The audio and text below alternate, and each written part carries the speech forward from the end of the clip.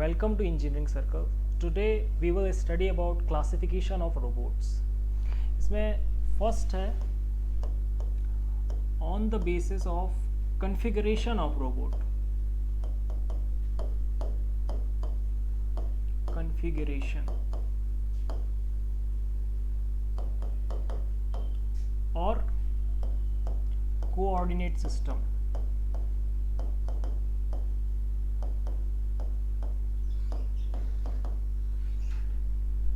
इसमें जो हमारा पहला रोबोट है, सबसे basic robot, Cartesian robot.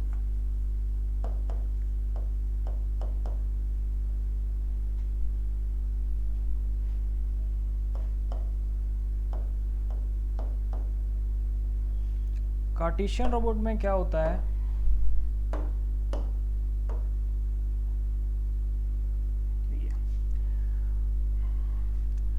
Cartesian robot में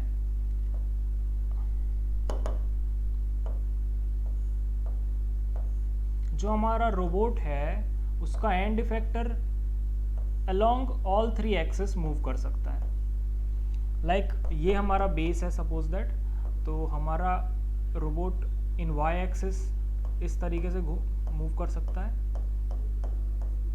it can move along X axis,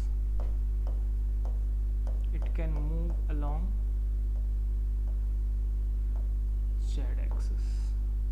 तो ये है kinematic diagram of our Cartesian robot. तो इसमें हम देख सकते हैं कि हमारा रोबोट का जो एंड इफेक्टर है वो अबाउट z एक्सिस मूव कर सकता है, अबाउट x एक्सिस मूव कर सकता है by this joint, and about y axis move कर सकता है बाय दिस जॉइंट।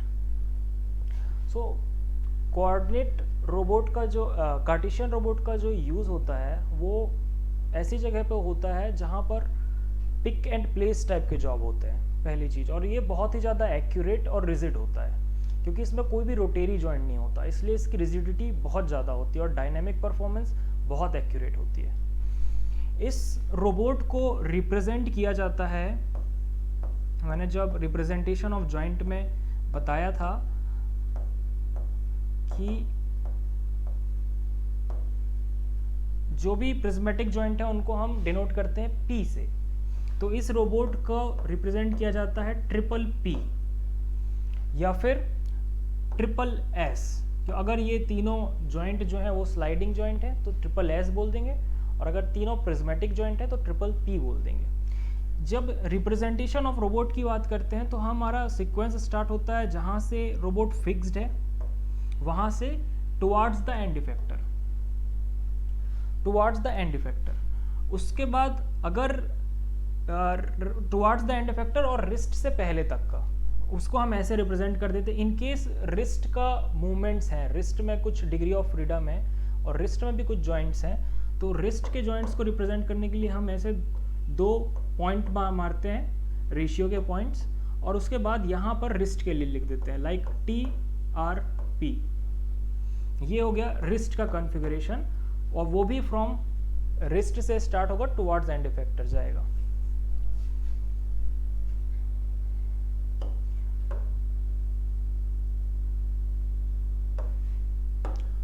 दूसरा है साइलेंड्रिकल रोबोट।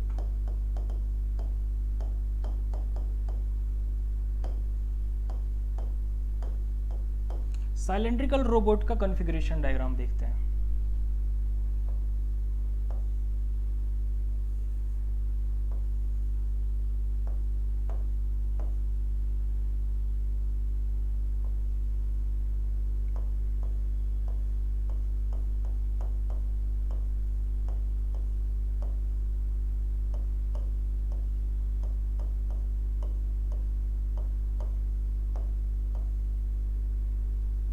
ये हो जाएगा साइलेंड्रिकल रोबोट का कॉन्फ़िगरेशन। इसमें क्या होगा कि हमारा robot can rotate about this, ये जो एंड इफेक्टर है इसके अबाउट ट्विस्टिंग मूवमेंट हो सकता है। फिर हमारा रोबोट इस एक्सिस के अबाउट अलोंग ऊपर नीचे हो सकता है और इस एक्सिस के अलोंग आगे पीछे हो सकता है। तो जो इसका वर्क स्पेस होगा, वर्क स्पेस को मैं आगे डिटेल में बताऊंगा, या फिर जो वर्किंग इन्वेलप होगा एंड इफेक्टर का एक सिलेंड्रिकल के शेप में बनेगा, इसलिए इसको सिलेंड्रिकल रोबोट कहते हैं।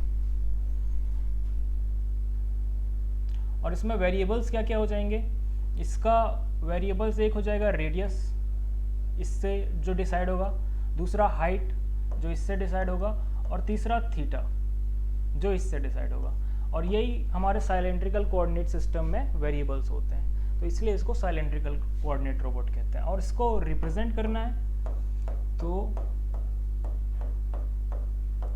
रिप्रेजेंटेड एज, जो कि ये ट्विस्टिंग जॉइंट है, ये प्रिज्मेटिक जॉइंट है, ये भी प्रिज्मेटिक जॉइंट है, तो ये हो जाएगा टी पी पी और T S S.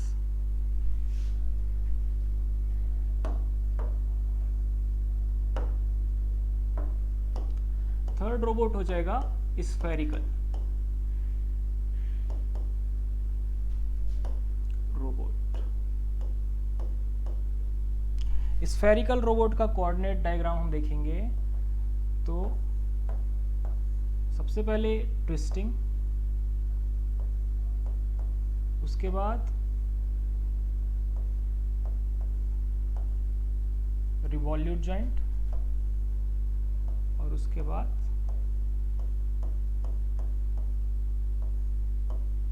Prismatic joint, और यहां हमारा हो गया एंड इफेक्टर।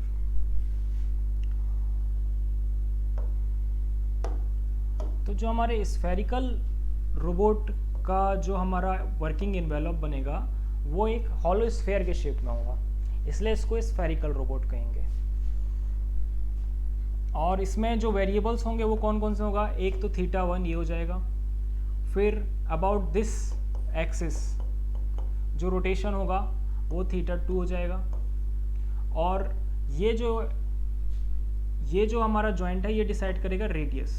सो हमारे वेरिएबल्स हो जाएंगे थीटा 1, थीटा 2 और आर, और यही हमारे वेरिएबल्स होते हैं एक स्फेरिकल कोऑर्डिनेट सिस्टम में। तो ये हमारा हो गया स्फेरिकल रोबोट। इसको रिप्रेजेंट करेंगे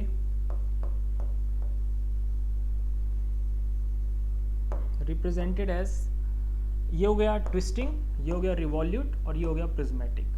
तो टी आर पी और टी आर एस।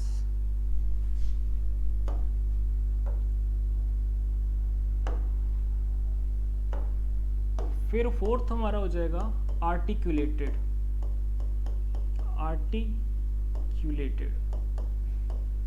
रोबोट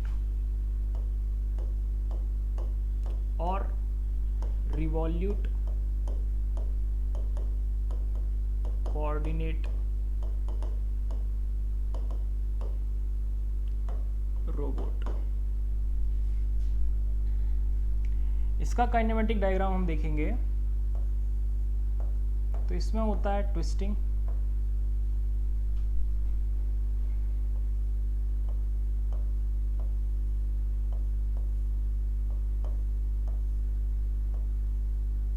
फिर revolute and then again revolute. ये रोबोट का यूज बहुत ज़्यादा होता है इंडस्ट्रीज में, और normally pick and place type के जॉब में किया जाता है।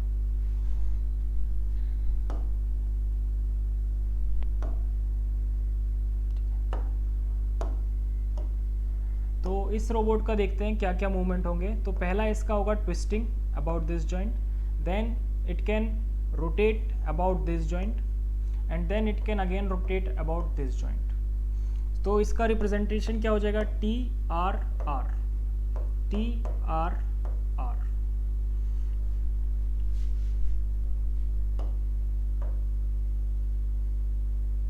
इसके बाद है फिफ्थ है हमारा स्कारा रोबोट।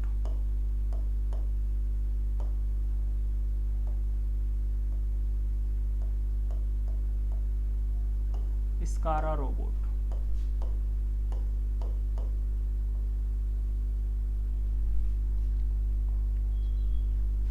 स्कारा रोबोट का फुल फॉर्म है selective compliance assembly robot arm. इसका हम काइनेमेटिक डायग्राम देखते हैं।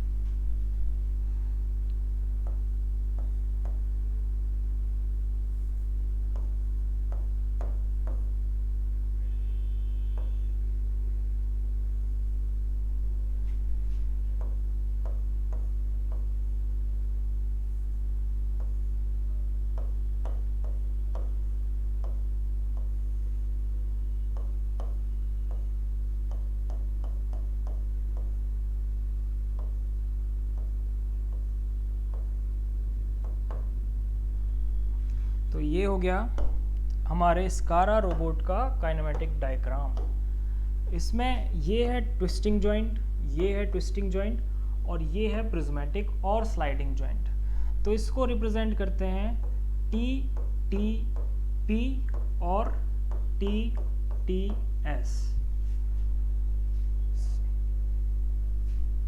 अच्छा, जिस भी जॉइंट में, जिस भी रोबोट में रोटेरी जॉइंट होंगे, ट्विस्टिंग या फिर रिवॉल्यूट, तो उनका जो डायनेमिक परफॉर्मेंस होता है वो कम हो जाता है compare to Cartesian coordinate robot जिसमें तीनों के तीनों प्रिज्मेटिक जॉइंट्स होते हैं। तो जहां पर भी रोटेरी जॉइंट आएगा तो डायनेमिक परफॉर्मेंस पुअर हो जाती है।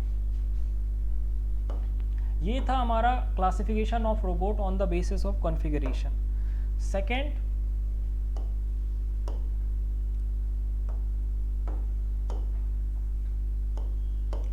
on the basis of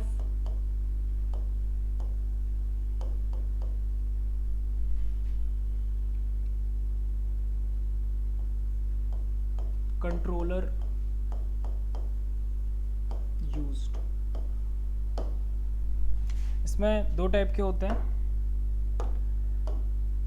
पहला सर्वो कंट्रोलर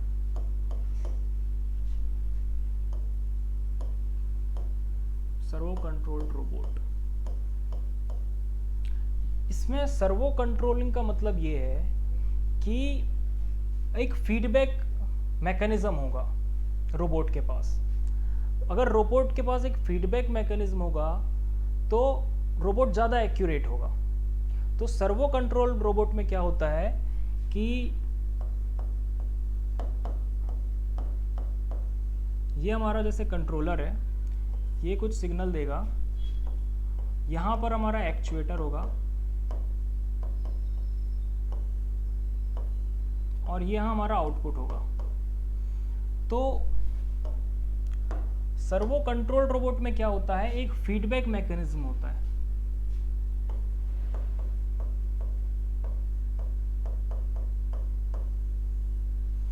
जो कि कंट्रोलर को मिलता है। इसमें चूंकि फीडबैक है तो इसकी एक्यूरेसी ज़्यादा होगी और प्राइस भी ज़्यादा होगा।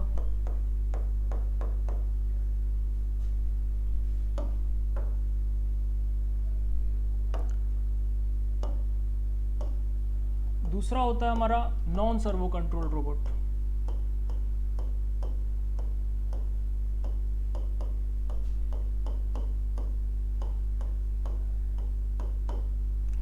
तो इसमें फीडबैक मैकेनिज्म नहीं होगा, तो ये ओपन लूप सिस्टम होगा।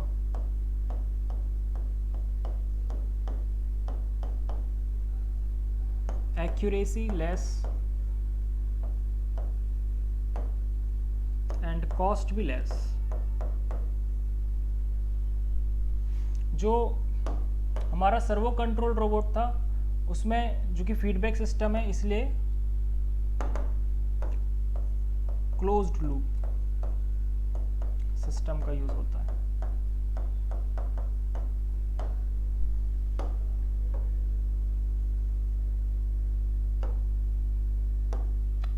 फिर third, based on the task performed.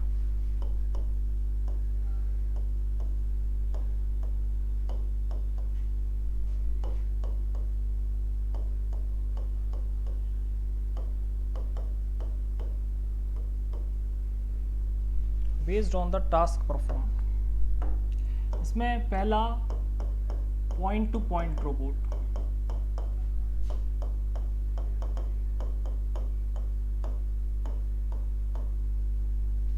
और दूसरा होता है continuous path robot.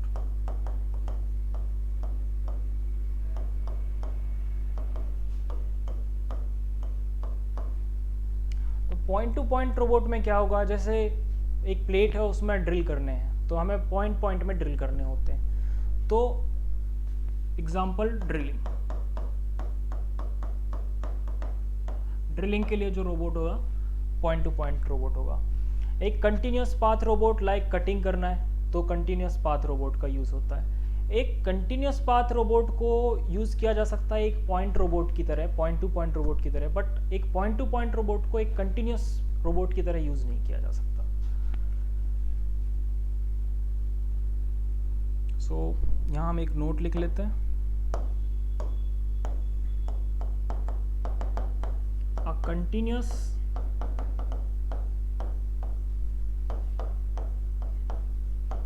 path robot can be used as point to point robot, but vice versa is not true.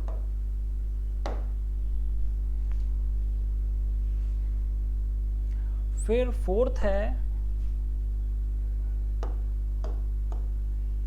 On the basis of mobility levels.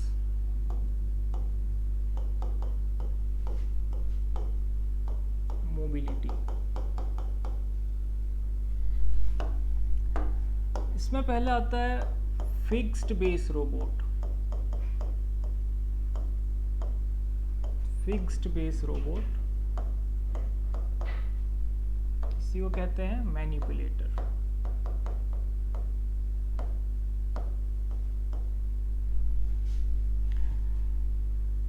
Fix base robot दो type के होते हैं, serial robot, parallel robot. Serial robot में क्या होता है, जो links होती हैं वो सीरीज में होती हैं, लिंक्स आर इन सीरीज।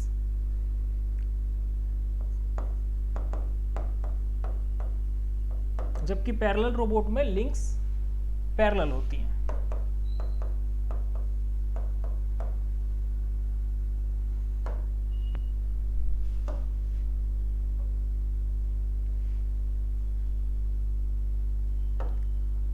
फिर दूसरा है मोबाइल रोबोट्स।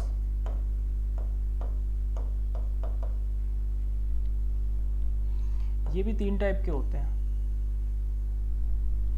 पहला व्हील्ड, ट्रैक्ट और लेग्ड। अच्छा, अब किस रोबोट का यूज कब होता है, जब हमारा टेरेन है जहां पर रोबोट को मूव कराना है वो बहुत ही ज़्यादा स्मूथ हो, तभी व्हील रोबोट का यूज़ होता है। तो जब हमारा टेरेन है स्मूथ हो,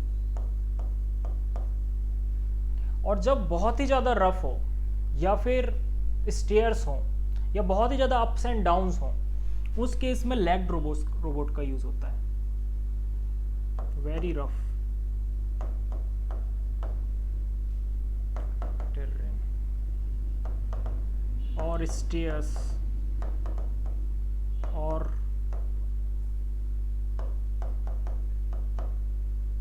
अप्स एंड डाउन्स। और जब मीडियम हो दोनों चीज़ें, ना ही ज़्यादा रफ ना ही ज़्यादा स्मूथ, तब ट्रैक्ड रोबोट का यूज़ होता है। ट्रैक्ड रोबोट मतलब आपने देखा होगा जो चेन होती है, चेन व्हील के ऊपर चेन लगी हुई होती है, उसी को ट्रैक्ड रोबोट कहते हैं। When not smooth, not very rough.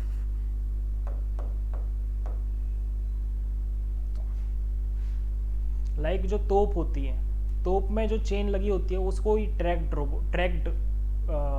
Robot कहा जाता है।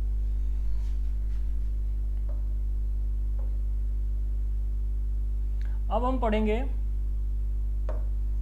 About work space. This was all about the classification of robot. अब हम पढ़ेंगे about the work space of a robot.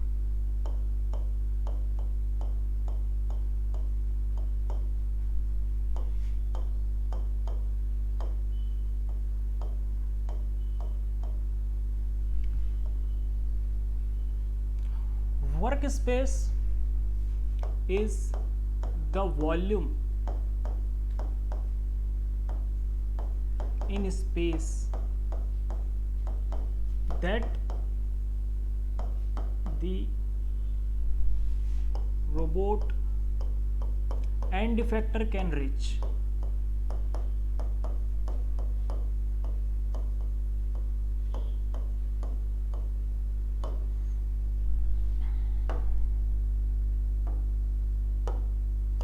ये भी दो टाइप का होता है।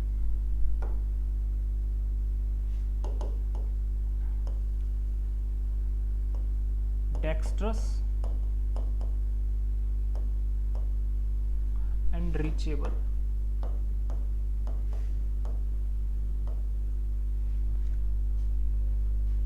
एक सपोज दैट एक सिंपल सा रोबोट लेते हैं,